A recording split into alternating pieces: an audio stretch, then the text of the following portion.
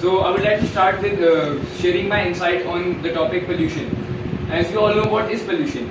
Pollution is spoiling the gift of nature, the environment that we always take for granted, and we have always taken the environment for granted, and we tend to spoil it.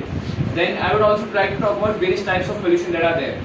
First, starting with sound pollution. Sound pollution is when we all see a lot of traffic moving up and down the roads of India, because India is a country with vast road connections and so many people transporting every day. So we all know that people are impatient and they keep blowing horns until the next one. They don't even want to wait for the traffic light to go green.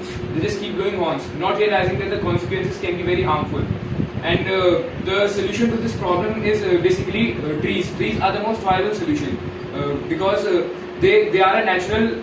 They're like a natural barrier when it comes to sound pollution, and they absorb the sound waves and reduce the intensity of the sound, which is harmful to ears. Then talking about trees, they are not only a solution for sound pollution but also for air and land pollution. Air pollution is when air pollution is the most common type of pollution in our country because of a lot of vehicles, industries, and on festivals like Diwali, a lot of crackers are being burnt every year, despite government putting bans on them. So trees cope with such pollution because they emit oxygen and thus purify the air for humans to breathe.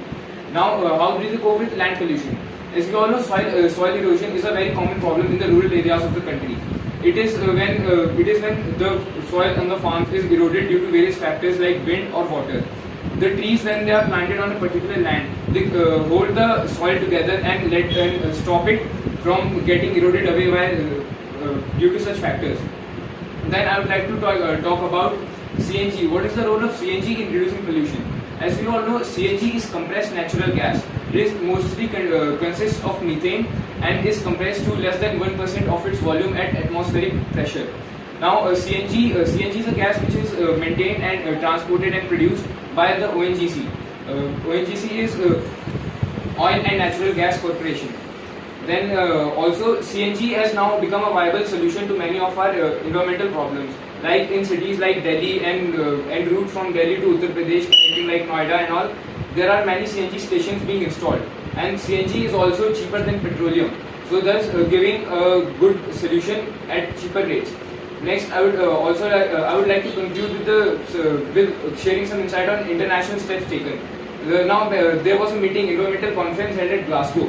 And over there the terms were discussed, and many countries selected an aim